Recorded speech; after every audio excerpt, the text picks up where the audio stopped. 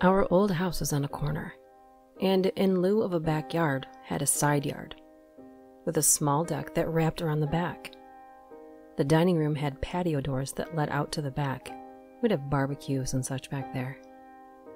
When I was around 14, we only had one desktop computer and one laptop for the entire family.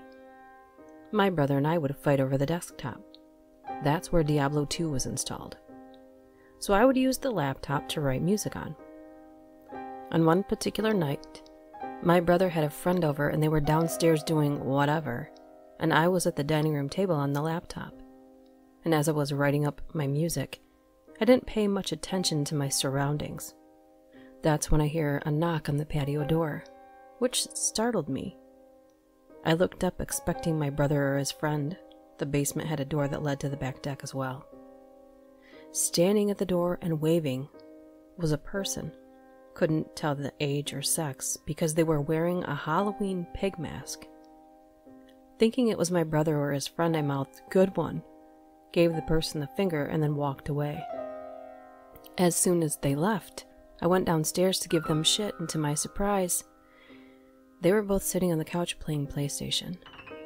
They swore up and down it wasn't either of them, and there was no way one of them would have had time to get downstairs and unmask before getting on the couch. And to this day I have no idea who it was who knocked and waved.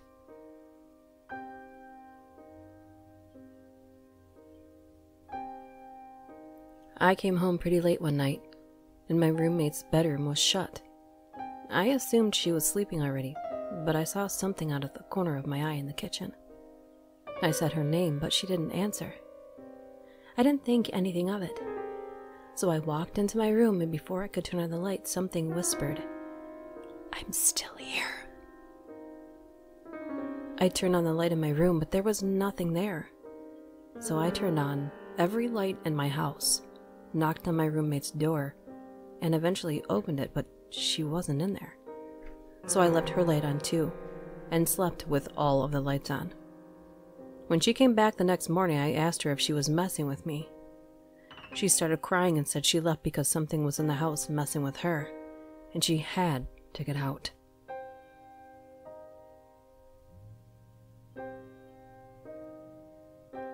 A family friend of mine used to work in private wealth management, and one of her jobs was diversification of her clients' assets on the stock market. Out of nowhere, she gets a call from a representative of one of her very big clients to sell all of the stocks of a big airline and move the liquidity somewhere else. No buts, and if they needed to, they would sell up to 5% below market as long as the shares are sold quickly. This was extremely weird, as the stock price of the company was pretty stable, and specifically this client's portfolio was heavily hedged with this stake. But she didn't think much of it. Oftentimes her clients did this for personal reasons, such as having a bad experience on a plane or the company or whatever. 2 days later, one of her colleagues that she shared this particular story with told her how the airline stock price started slowly but surely falling. Some people were selling off their shares too, which were gladly bought by the market at increasing prices. The next day, the American Airlines Flight 11 crashed into the North Tower of the World Trade Center in New York. The stock market was closed for another week.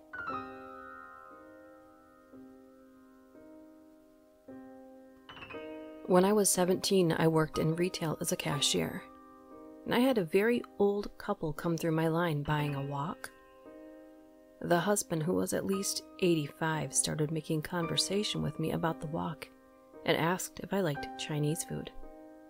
Yeah, I like Chinese food. Do you want to go out with me to get some Chinese? He then winks at me. No, sir. Oh well. He looks a bit disappointed and turns to look at his wife, who's on the phone with someone. Would you like to come home with me and live in my basement? No. The rest of the transaction took place in terrified silence. His wife never said a word. I wonder to this day if he was trying to make a joke, because he sounded so sincere. Or if he was suffering from dementia or something else that makes him not realize how creepy that sounds to someone young enough to be your great-grandchild.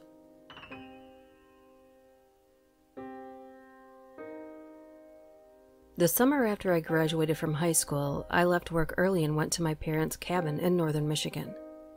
Spent that night at the beach watching the sunset, and once the sun went down it became nearly pitch black. No light pollution. Get to my car and started driving down the highway. After about 10 seconds of being at speed, there was an older Tahoe, late 90s, that started riding my ass and flashing its high beams. So I got up to about 60 in a 45. They're still on my ass. I pulled off to the side road that my parents' cabin is on, and they took the same turn. I thought this seemed weird because there's only 30 or 40 houses on that road. So I went all the way to the end, which is usually a dead end but leads to a maintenance area for the golf course nearby. The truck was still following me. At this point, I was freaking out because if I pulled into the house, they'd know where we lived, and they were still too close to me. I took a ton of random turns and the truck kept following every single turn for about 15 minutes. I finally had a chance to make a turn with traffic going through the intersection that gave me a few seconds of a head start. Pulled down a side street, went up to 100 yards, turned off all my lights and waited. The truck slowly drove by the perpendicular street and kept going. I booked it home, pulled my car around the side from the main road and pulled every curtain. For an 18-year-old, I was scared as hell that night.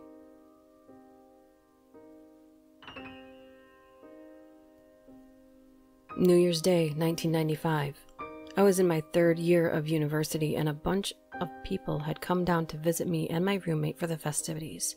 We were all pretty hungover from drinking the night before and went on the usual nice day out, a bit chilly, I don't feel so good, post-greasy breakfast hangover stroll around the neighborhood. 2 of the friends we were hanging out with were twin brothers. One of them we hung out with all the time, and the other we just met for the first time. It was pretty normal the night before.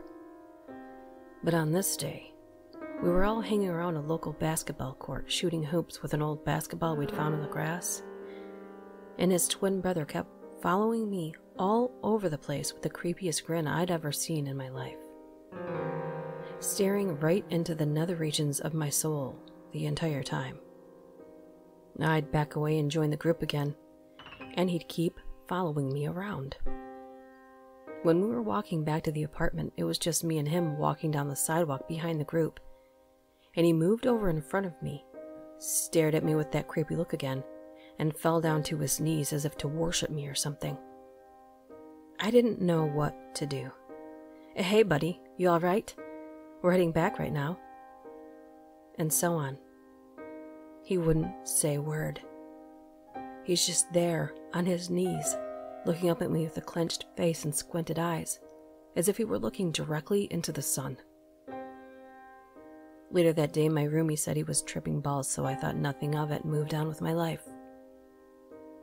A few weeks later, we get a phone call from the twin brother we usually hang out with. It turns out that his twin brother went over to his aunt's house with a knife and stabbed her 14 times. She didn't die, but still pretty bad. He had even called the police before going because he knew he was going to do it, but he couldn't stop himself from doing it. Because, the voices. The ensuing court case was widely covered in the media, and this was a relatively smaller community where this sort of thing doesn't happen on a regular basis. I'm reading one of the articles, and one of the testimonies was that this twin brother was severely schizophrenic and was hearing voices in his head. He believed to his very bones that his aunt was the devil, and that he had been commanded by God to go and kill her. So who was this God that told him to go kill her? Well, as the newspaper article described, it was a guy in a group he hung out with on New Year's Day. Didn't take me long to realize that he was talking about me. This was 22 years ago, and I know for a fact it was mental illness. But just knowing that I somehow commanded him to go kill his aunt stays with me to this day.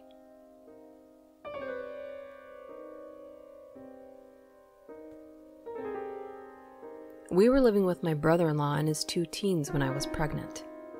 He has an elevated house on quite a bit of former hunting land, several miles down a country road.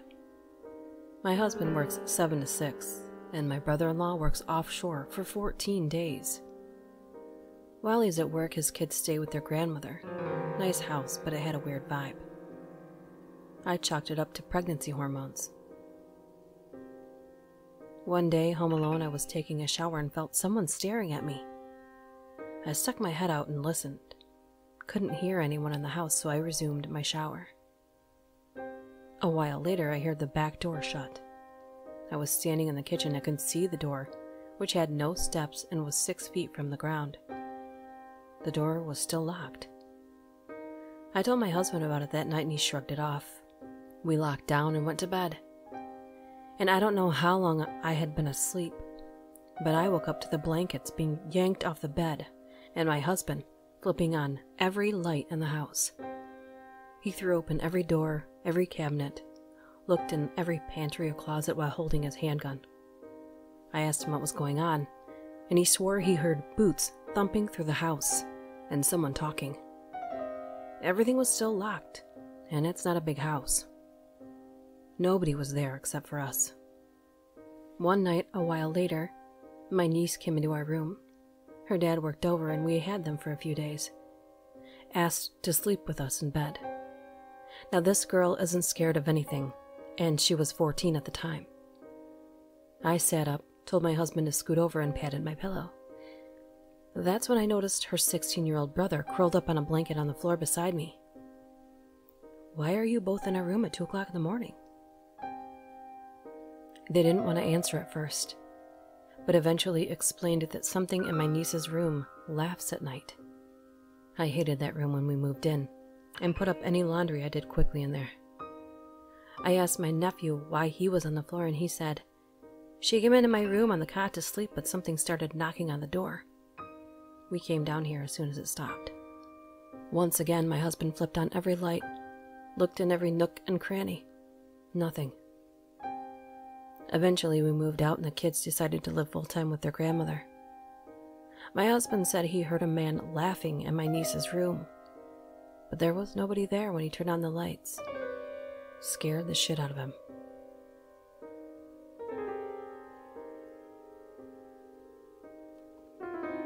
Years ago, early 90s, my boyfriend was driving me home and we saw a man lying on the ground in the strangest position, kneeling with his head on the ground and bent at a sharp angle so that he faced the street. It was 2 o'clock in the morning, and the man was covered in sweat with his eyes open. We pulled over and hopped out of the car to check on the guy. His eyes were wide open, and he seemed like his face wasn't moving, but it really felt like he was pleading for help. He didn't respond at all when we called out to him. No blinking, glassy eyes. I reached out to touch him and he was ice cold. I'm sure he wasn't breathing. This was before cell phones, so I hopped back in the car, sped back to my house to call 911. 10 minutes later, the police called back to ask for the cross streets again. Apparently, they arrived at the corner and there was nothing there. I verified that it was the right spot, and they said they would call back if they needed more information. That was the last I ever heard about it. I kept checking the newspaper for several weeks afterwards, but we never found out anything else about that man.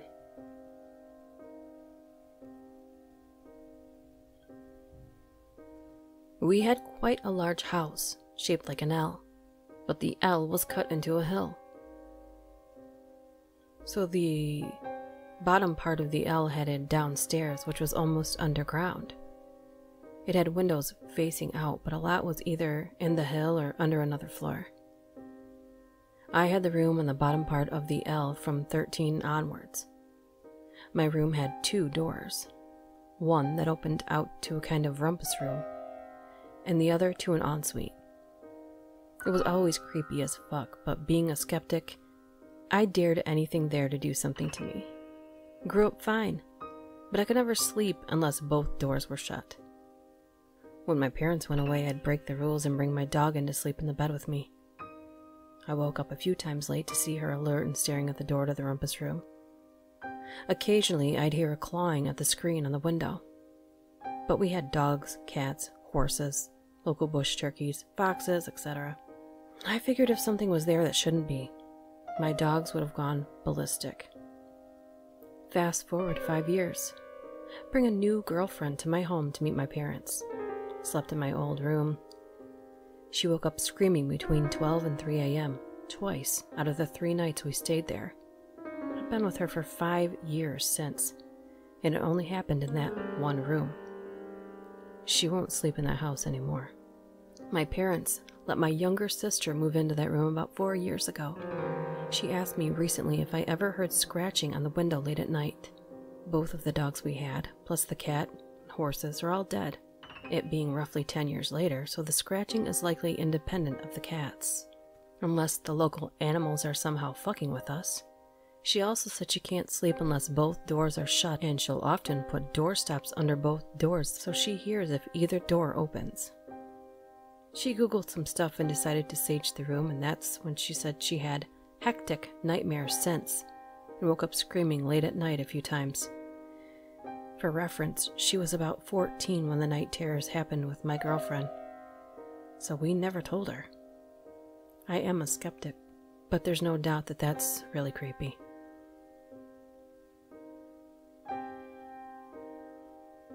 I was ambling down an old country highway in northwest Georgia on my motorcycle when I spotted an ambulance coming the opposite way. I pulled over, and a pickup truck pulled over behind me. In my rearview mirror, I see the passenger get out with a baseball bat and start hustling my way. I didn't even look. I just dropped it into gear and hauled ass. What followed was the most harrowing experience I've ever had in my life, as this pickup truck proceeds to chase me all over the place for about 20 minutes.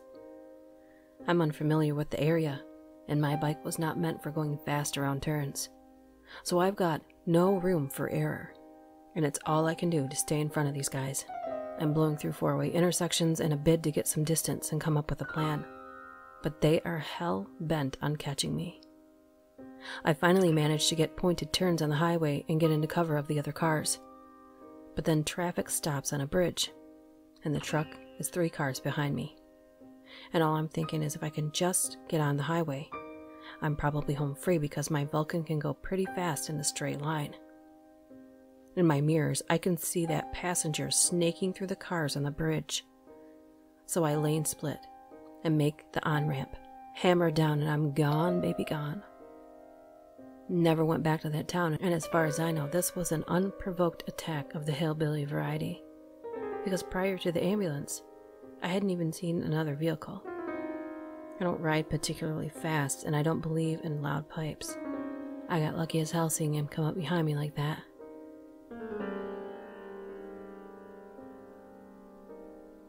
Hi guys. I want to thank you for watching the video, and before we go, I'd like to give a quick shout out to my patrons on Patreon. Howard Roletter, Jacob Clancy, Jen Parsons, Laura Labs, Psych See You, and The Schmeister. If you decide to become a patron, you get ad-free content that you will never hear on the channel, and it helps me make more videos. Plus, if you listen to the last video, you know that I'm doing monthly giveaways for all my patrons. I will give a more detailed description of that in the community tab at some point this week. You also help the channel by liking, subscribing, and sharing. Shout it from the rooftops, suggest me as a narrator to Stephen King on Twitter, but you know, anything is helpful. Either one is good. See you next time.